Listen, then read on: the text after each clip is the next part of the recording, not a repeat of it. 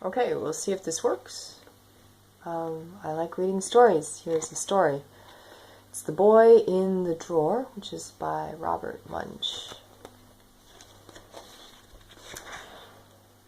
When Shelley went into her room, there were socks on the floor, socks on the bed, socks on the dresser, socks on the wall, and socks everywhere.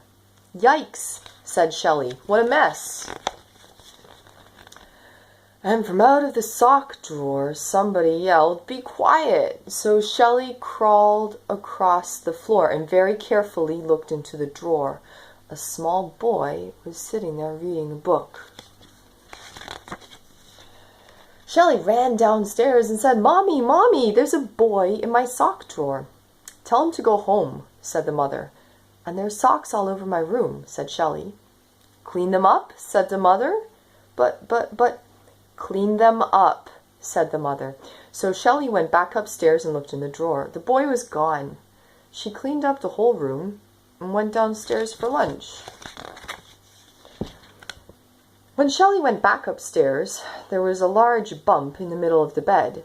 She pulled back the covers, and there was the boy watering a tomato plant. Shelley ran downstairs and said, "Mommy, Mommy, my bed is a mess." "Clean it up," said the mother. But, "Clean it up," said the mother. When Shelley went back upstairs, the boy was gone. She cleaned up the whole mess by herself.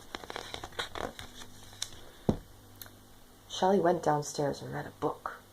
The room started to get dark. Shelley looked around and saw a big bump behind the drape, which is like a curtain, that is a Canadian word. She very quietly crawled over to the drape and yanked it up. There was the boy. He was painting the window black. "Go away," said Shelley. And the boy grew 5 centimeters.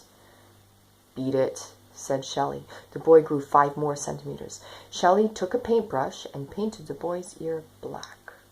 He grew 5 more centimeters. "Help!" yelled Shelley, realizing she was outside of the universe at this point. And she ran off to find her mother and father. They weren't in the basement, and they weren't upstairs. They were in the kitchen. So was a lot of water. It was coming out of the bread box. Shelley walked very quietly over to the bread box and yanked it open.